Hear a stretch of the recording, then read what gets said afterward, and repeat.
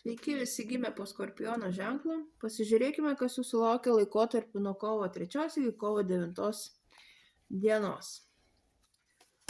Savaitės perspektyvos. Ko vengti. Ir patarimas jums. Perspektyvos.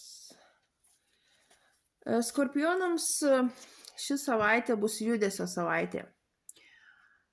Eikit visur, kur jūs kviečia, dalyvaukit visur, kur kviečia. Jeigu yra proga kažkur tai išvažiuoti, kažkokią kelionę, būtinai važiuokit.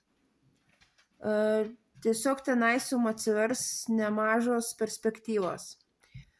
Tuo pačiu tai yra laikas, kai jūs turite paimti gyvenimą į savo rankas ir valdyti savo vežimą.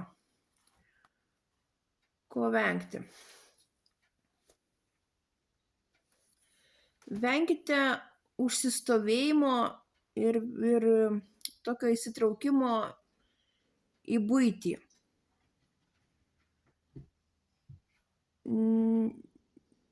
Ir venkite nenoro priiminėti sprendimų, tokio nenorėjimo judėti ir kažką tai veikti.